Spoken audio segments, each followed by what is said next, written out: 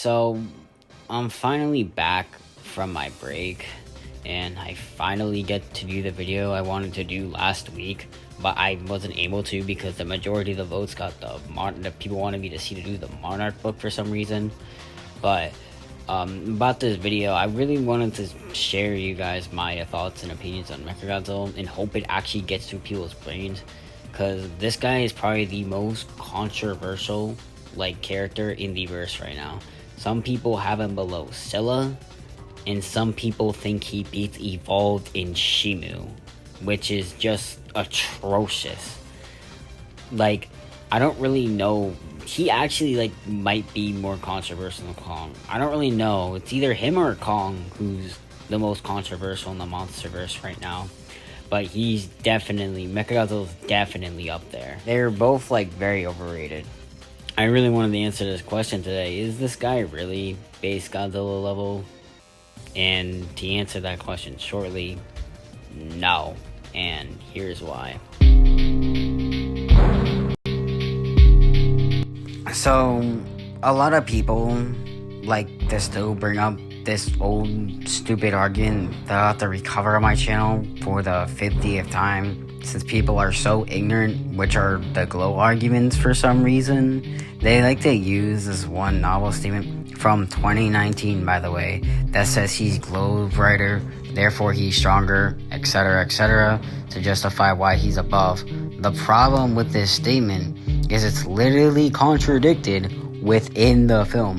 In Penasquila, he clearly glows more than when he uses the atomic breath to charge the axe at 50%, by the way.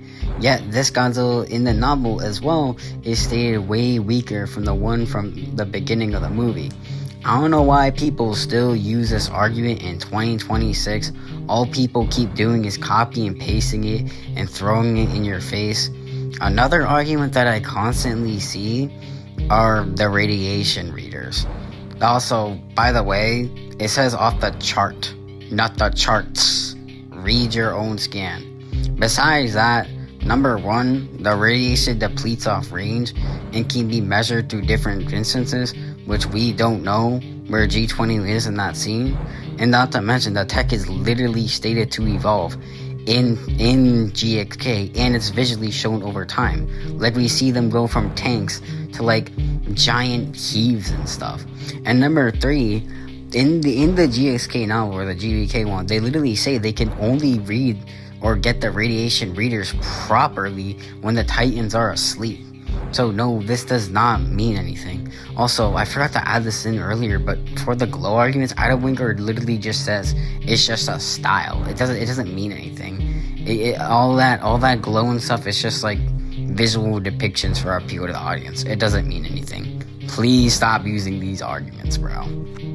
These are the main arguments that I just been seeing, for the most of the time. If you really want a full rundown, you can watch my 2014 versus GBK Godzilla video. I literally debunk everything that the agenda has made. So aside from that, we'll look at what he does in the film, which it's kind of bad, but it's not horrible. People like to say he caps at 50% Kongo, which is just not true at all. MechaGodzilla can clearly restrain the weakened Kong and is stated to be able to kill him multiple times throughout the film, throughout the fight at least. Though Kong does scale relatively high to him physically and probably Duro-wise as well. We know that Kong gives MechaGodzilla a tussle and can even stop his arm at times, though he does use it in a strategic way. When Mecha gets a good grasp of Kong, he still struggles, it's just not to as much of a significant amount, though Kong does eventually break out of the grasp with the Rage Amp. The reason why this is a pretty big downscale for Mecha is because, for obvious reasons, a weakened Godzilla is still massively above Kong. We literally see him in Hong Kong overpower him and throw his arm within seconds. So yeah, a stronger Kong does not really scale to Godzilla. They're not really comparable. Well, Mecha and Kong physically are. Though, there obviously are the extreme down players who like to say that they're relative, even though Mecha is not relative to this Kong. and that Kong can rip off his head. The problem with this is I've seen a big debate before about how people can interpret the charged axe going to his neck. You can't even see anything. But number two, the official audio log literally says the axe hit his head. Kong does not rip his head off. Not to mention, this Kong is rage amped as well. We know the rage amp is a significant gap because he can break out of the grass where all he can do is tussle with Mecha. So it is a significant amp. And he still can barely rip off a weakened Mecha head, which gets stabbed by the axe. I'll play the clip right here too. Though, another thing I really want to talk about in the video before I send this clip is people like to use the extremely stupid ape argument that Mecha was holding back on Kong or something. This just clearly is false. This is never shown. People like to say he's smiling. Nothing interprets or even shows that he's smiling.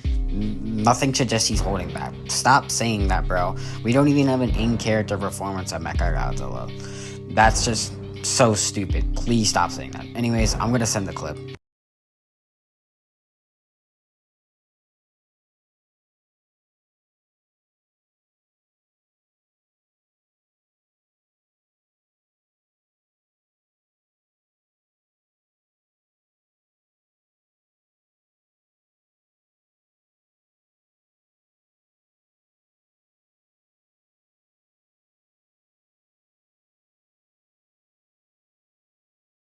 So, yeah, argument over. Kong does not rip MechaGodzilla's head. Though, then we got onto his fight with 50% G21. There are a lot of statements putting the 50% G21, and we obviously already know by feats, he is physically stronger and more durable than MechaGodzilla. This is explicitly shown throughout the fight. When him and Kong pull him down, Godzilla literally grabs Mecha arm and pulls him up. He pulls him up. Mecha doesn't pull himself up. Godzilla grabs him and he pulls Mecha up. And he even lets Mecha get out of Kong's grasp too. We also know at the beginning when Mecha tries forwarding into Godzilla, MechaGodzilla literally bounces off of him. So yeah, these guys, MechaGodzilla isn't way physically above Godzilla. Godzilla is still physically stronger than Mecha. A lot of people like to use a scene where Godzilla's hands go limp. That's only because Godzilla is using a certain strategy to beat MechaGodzilla. He's not actually just like so physically weak, and that would also just be contradictory to the other scenes. We clearly see Godzilla overpower Mecha multiple occasions. Though a big part is the beam clash. A lot of people like to use these little calcs to prove the proton scream is much stronger than the atomic graph. I saw a 20 times one. That is not true, because that would mean Godzilla is 20 times stronger than his own beam, which doesn't really seem true at all for obvious reasons. But a lot of people like to say like it's just much stronger. The problem is, first of all, the beam amplifies itself, and MechaGodzilla gets hardened by his own beam. We see smoke come out of his neck when the amplified beam is happening. So yeah, he doesn't even really scale to his own beam. Though this beam is stated obviously stronger, much stronger than the 50% one, though it's not above the base atomic graph. So it does also leave multiple bruise marks on the 50% G21, and he can also pierce him with his bite. He does pierce him and bite into Godzilla. It's stated in the novel, and it's also shown through clips in the film as well. So now that we got some base scaling out of his way, what he does in the film, where will we comfortably put him? I would probably say he's around, probably lower than movie 2014 and GBK Godzilla from Hong Kong. It is close though. It would be a close fight. He might be a similar level on the Aftershock Godzilla and the Muto Prime. I mean, maybe he could beat the Muto Prime with his arguably really good speed, since he was able to blitz a 50% G21, who's obviously faster than 2014. So he could possibly blitz the Muto Prime and spam his weapons against her until she's weakened out, and he can just dispatch her. The problem is, which I see him not really being able to do this to 2014 and GBK, is due to their beams, and they could possibly catch MechaGodzilla, and also they're also not using that tactic that G21 was using, so they could probably catch Mecha Like, once they catch him, it probably would be over. It would probably take a while. Not to mention, like I said earlier, the atomic breath can one-shot Mecha, and I can't really see why 2014 can't really do what he did to a similar opponent. We know that he likes to bait stuff like the Melmudo, very fast opponents that he cannot catch. I cannot see why he cannot just bait MechaGodzilla into tail swiping him and killing him. Same thing could go for GBK Godzilla. He's also larger too. So, that's probably where I would comfortably put him. Most of the statements putting him at base Godzilla level are just clearly contradictory. And number two, Jared Kukresi has already conceded to not really having much authority. So yeah, so that I wouldn't really take kind of wraps up the video. I hope people stop thinking shit like for other Titans like Titan for some reason. I could probably see him beating Titan X. I think he's better than the stronger. I do believe Titan X is more agile, but with the booster, she could probably get around her grasp unless she catches those types of guys. Probably over. You guys generally I would probably say obviously you stop like subscribe. Godzilla 2014. Great day, and I definitely want to beat stuff like Tiamat, Monster Zero, Shimu, Base Godzilla.